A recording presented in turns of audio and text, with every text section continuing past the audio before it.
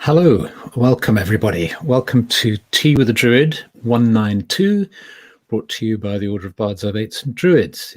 This is Carr-Gomm, and I'm here and you're there, and we're all together in this magical space. I always get rather hypnotized by that music. It's so beautiful, Charlie Roscoe's lovely Druid garden music. If you want to hear the whole thing, it goes on for a long time. You can hear it on Spotify. Just type in Charlie Roscoe, Roscoe, and you'll find him. And I'm just seeing everybody's piling in from Harrogate and New York and County Tipperary and the Danube and Portugal and Canada and Wisconsin and Nashville, Tennessee, and yes, Queensland, Australia, and Washington State, and Holland, and all sorts of wonderful places. Bonsoir from the Vercors Mountains, where the cave bears still wander. Yes, how fantastic. Okay, so lovely to see everybody coming in and arriving. I hope you've had a good week and a good weekend. We've had a fantastic weekend here, and I just thought I'd share with you a bit about this weekend, because they're all the themes that occurred in this weekend are relevant to the exploration of Druidry and nature spirituality.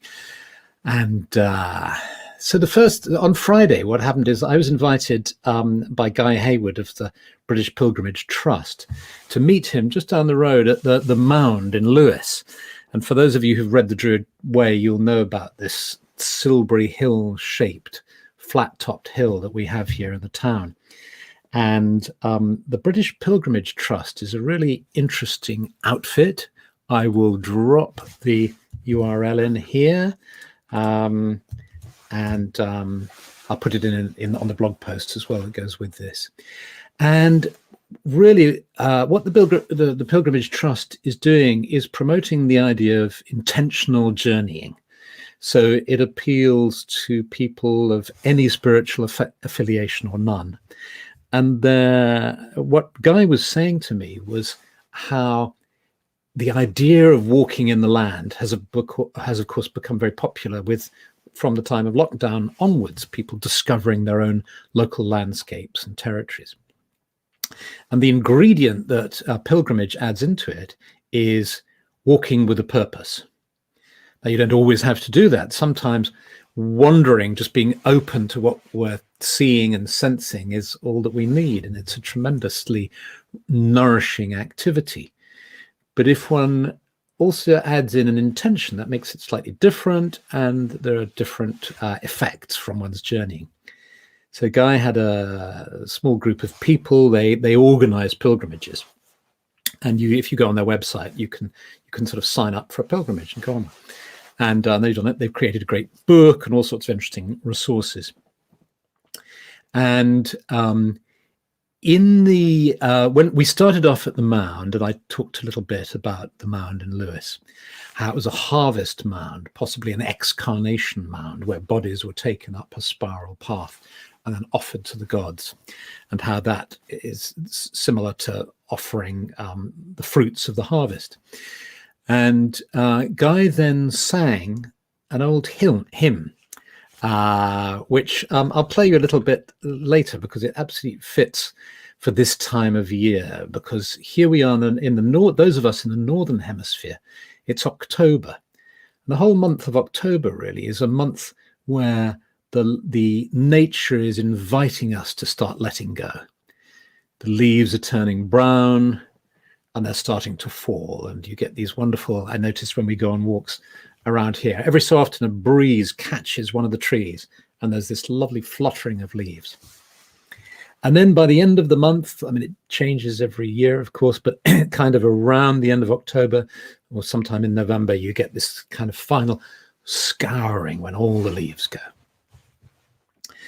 And So that was on Friday. Saturday, Stephanie and I watched The Green Knight, and that's a fantastic, new film that's just come out. You can find it on Amazon Prime. It's got Dev Patel in it, and it's just a fantastic production in every way. And it's a really interesting example of how you can take these old myths and place them in the setting, the original setting, and yet it's extremely contemporary and modern. Really worth watching. And there's a particular bit in the film where, if you've seen the film, do say so. There's a bit in it which you may remember where the lady who is sort of seducing the Green Knight, they have a conversation. She asks him, "Why is the knight green?"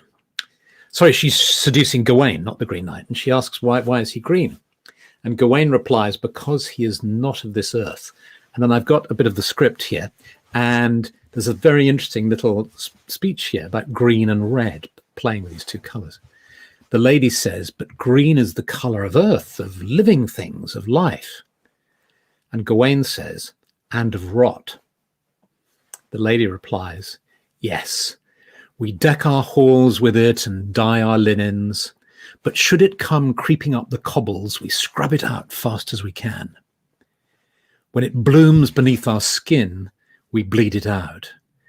And when we, together all, find that our reach has exceeded our grasp, we cut it down, we stamp it out, we spread ourselves atop it and smother it beneath our bellies, but it comes back. It does not dally, nor does it wait to plot or conspire. Pull it out by the roots one day, and then next, there it is, creeping in around the edges. Whilst we're off looking for red, in comes green. Red is the color of lust, but green is what lust leaves behind in heart, in womb. It's a wonderful depiction of sort of jealousy and the sort of rancor. Green is what is left when ardor fades, when passion dies, when we die too. When you go, your footprints will fill with grass, moss shall cover your tombstone, and as the sun rises, green shall spread over all in all its shades and hues. This verdigris will overtake your swords and your coins and your battlements, and try as you might, all you hold dear will succumb to it. Your skin, your bones, your virtue.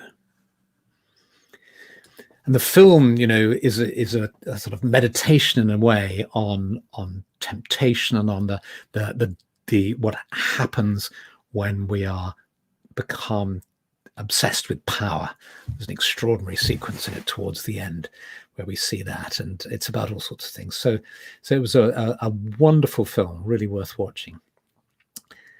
And then on Sunday, we went to the Knepp Estate. That's Knepp Estate, K-N-E-P-P, which is a 3,500 acre estate just down the road from us in West Sussex, which for the last 20 years has been left alone, left for the green to take over. And it's been rewilded. And it's been rewilded in a particular way where they have literally let go, literally not attempted to create the best environment for any particular species. They've just let it go. And what's happened is that they've seen grazing animals becoming the drivers of habitat creation, the restoration of dynamic natural watercourses, and an extraordinary increase in the number of different types of wildlife. Extremely rare species like turtle doves, nightingales, peregrine falcons, and purple emperor butterflies are now breeding here. White storks have come back. We saw them flying around. It was just fantastic. And populations of more common species are rocketing. So we went for a walk around the Knepp Estate. One of the things that interested me was how you had these fields that were farmland and these great clusters of brambles were growing. And you'd look at it and you think, well, this is just a mess. I mean, they're just these clusters of brambles. But you look more closely and you saw in the center, coming out of these clusters were trees. And you realized that what was happening is that trees were growing and they had natural protection from the deer, from predators, from grazing animals. They were protected by the brambles, of course giving fruit, giving shelter to all sorts of little creatures, keep them safe. And gradually the trees were returning. So this got me thinking when I was thinking about, what shall I talk about this evening? I realized that this last weekend had these three elements in it of pilgrimage, myth, and rewilding. And Druid's very keen on threes, on triplicities, and so we could turn that into some kind of triad. Often, Druid wisdom is expressed in a sort of threefold saying. So three things to bring us joy and life: pilgrimage, myth, and rewilding. So journeying with a purpose, opening ourselves to the power of story, and rewilding not only the world outside, but also our worlds inside. And there's an interesting little detail here, which I think would be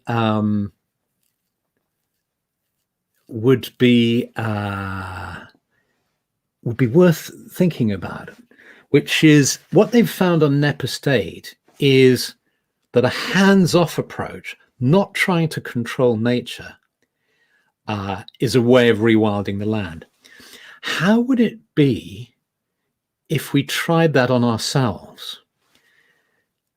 We're very hands-on, and particularly if you're involved in spirituality and self-improvement and trying to be a better person, you obviously want to steer yourself in the right direction. You obviously want to engage in various interventions or procedures or practices in order to make yourself a better person, to grow and so on.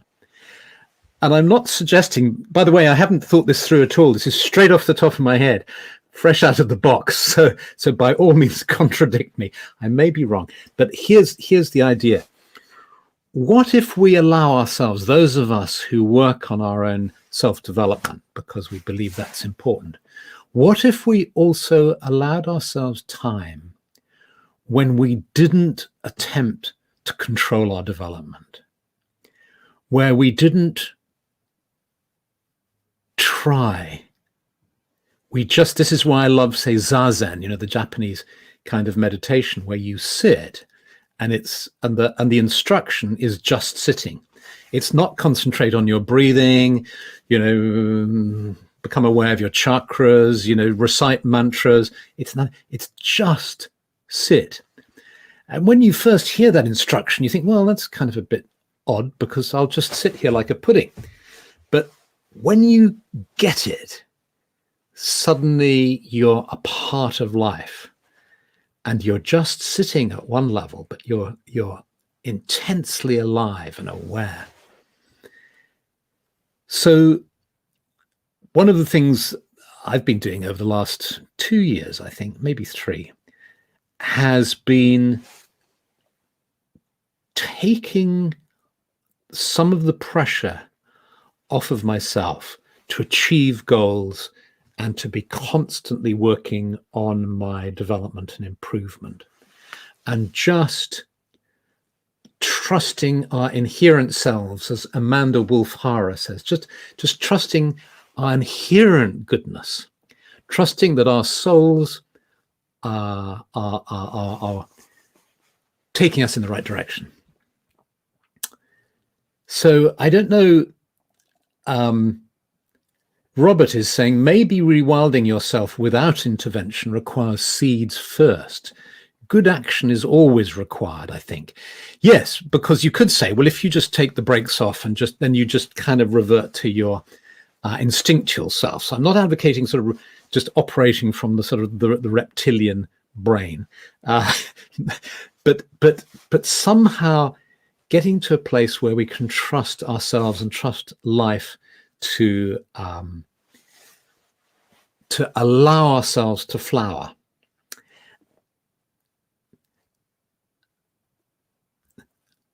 Tara is saying, I think I tried something like that during a lockdown phase, and it just seemed like I devolved to the lowest common denominator of activity and achieved nothing and stayed up late way too much.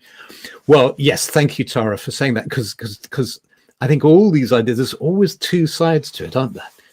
Maybe, and then Counselling in Warwickshire says, that's interesting, trusting our inner healing wisdom to take us in this flourishing direction. And John King is saying, as a long-time Buddhist, I've found that since I've been part of the Druid path, the pressure to be enlightened has gone. It's been such a relief.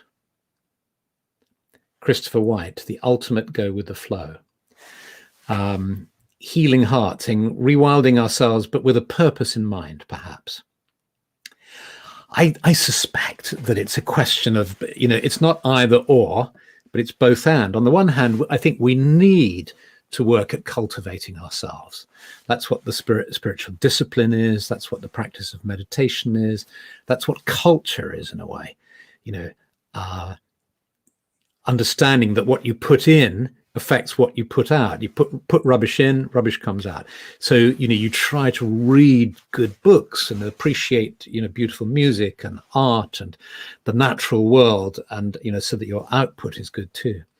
So there obviously is going to be willfulness and control and direction and all the rest of it. So it's a question. There's lots of interesting comments. I'm being so distracted here because lots of important stuff is being said here. So I guess, yes, Pat Butler is talking about stages and periods of absorption, and why not in our spiritual journeys too? Thank you, Pat. That's probably what we need, is some sort of understanding of rhythms and cycles. And maybe, you're going into a rhythm where you need to exert control. Otherwise, you just blob out in front of the telly and stay up late. And it's a time to exert some direction and control and to focus and all the rest of it.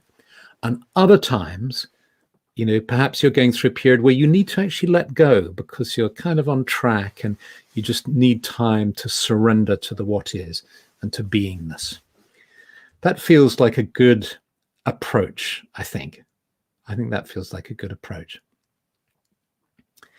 So with that in mind, thank you for I'm gonna, when I've had my tea and come back, I'm gonna read through your comments, because I think this has been an interesting conversation together, and I think we've got somewhere with it. So let me go back now to the Friday when Guy sang this hymn, because what I'm going to suggest now is that this hymn that he sung really fits in with this time of year, and it's about the metaphor of leaves falling with the transience of life. And I got a little film of him singing it in front of the long man. The sound isn't very good, but it's only like a minute and a bit. I'm going to play you this film now, and then I'm going to read the words. If you don't catch the words, don't worry, but it's nice to hear Guy singing it. And then let's go into a meditation where we just allow our leaves to fall and just see these golden leaves falling and feeding the soil beneath us. So let's see if I can do this. I go in here and I click on here. So you can use this time of the song and then the poem to just enter into that different space. As I was a-walking one morning at ease, a-viewing the leaves as they hung from the trees, they were all in full motion, or appearing to be, and the leaves that were withered, they fell from the tree. What's the life of a man, any more than a leaf? A man has his season, so why should we grieve? Although in this life we appear fine and gay, like the leaves we must wither and soon fade away. If you'd seen the leaves just a few days ago, they were all in full motion and appearing to grow. The frost came upon them and withered them all. The rain came upon them and down they did fall. What's the life of a man any more than a leaf? A man has his season, so why should we grieve? Although in this life we appear fine and gay, like the leaves we must wither and soon fade away. Go down yonder churchyard, many names there you'll see, all have fallen from this world like the leaves from the tree. When age and affliction upon us do call, like the leaves we must wither and down we must fall.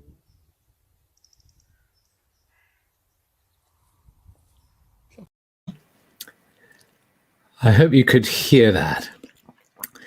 But I'll read them. Like all folk songs, there are various different versions of it. I've got a slightly different version of the lyrics, but I'll read them to you now. As I was a-walking one morning at ease, viewing the leaves as they hung from the trees, they were all in full motion, or appearing to be, and those that were withered, they fell from the tree. And what is the life of a man any more than a leaf? A man has his season, so why should he grieve? Although in this wide world he appears bright and gay, like a leaf he will wither and soon fade away. Did you not see the leaves but a short time ago? They were all in full motion, appearing to grow. The frost came upon them and withered them all. Then the rain came upon them, and down they did fall. If you walk in the churchyard, there you will see those that have fallen like leaves from a tree.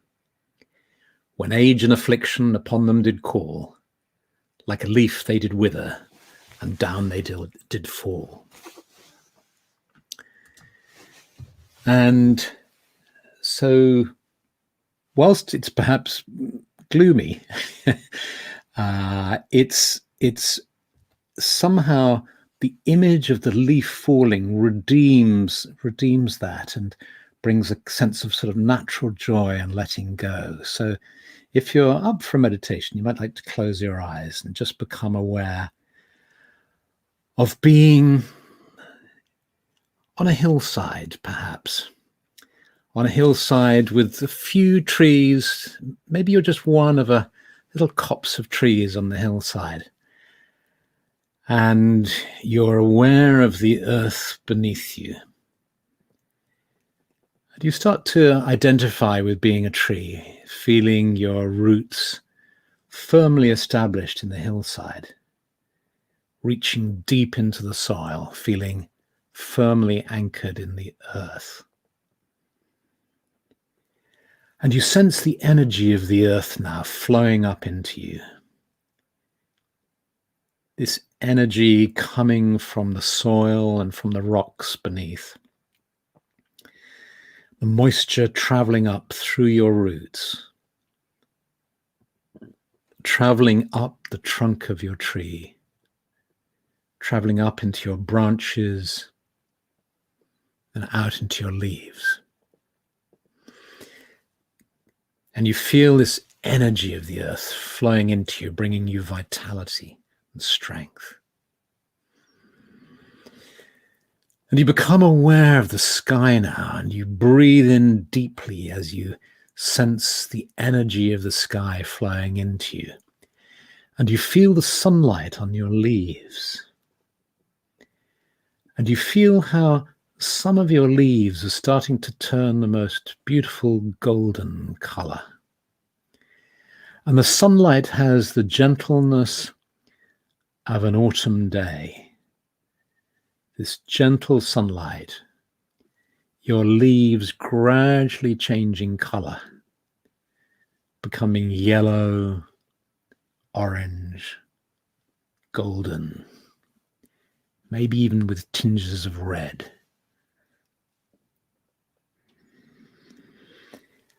And then a breeze comes and your leaves start to fall from the ground to the ground.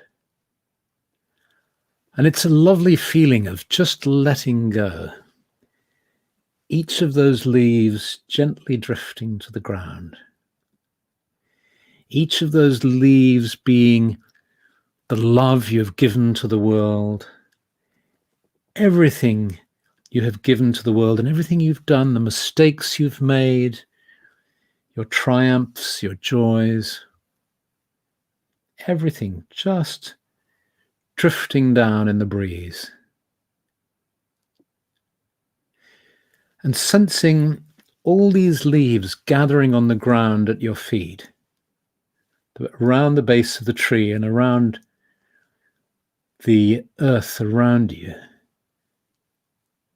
And just sensing how those leaves are gradually starting to rot into the ground, or will rot into the ground. The frost will come, the rains will come, and the goodness from these leaves will feed the soil.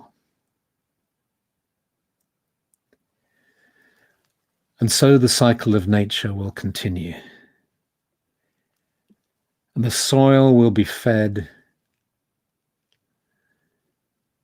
and the rains will come, and the energy from the earth and the goodness in the earth will nourish your roots, bringing you a sense of strength and stability. But for now, you can stand on this hillside with the wind blowing through you, with the breeze in your branches, letting go of the leaves, feeling relieved of the weight of these leaves, feeling lighter, clearer, sensing the sunlight on your bark.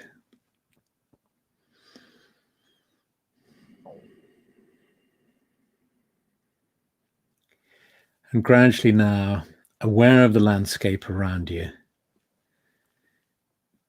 you gradually allow your awareness of this landscape and of being the tree to fade as you become aware of being present here and now in front of your screen, in front of your tablet or computer or phone.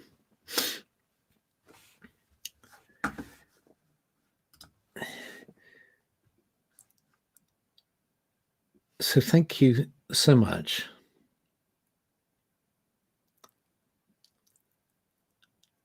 Robert Johnson saying, I love this song, so pertinent at this time as I'm mourning the loss of my mother-in-law. Yes. There's a melancholy and a sadness in this time of year that is very poignant because it's sort of echoed in the landscape and in the time of year that we're in. Dean White saying, after I felt my physical body lighter, thank you. Great. Well, look, have a lovely week. Have a wonderful week. And thank you so much for being here. And I really look forward to coming back and reading all the comments. So many, many blessings. And I'll put these various links as a sort of link to the various things I've mentioned in relation to pilgrimage, to myth, and to rewilding. And see you all next week. Okay, lots of love, many blessings. Bye.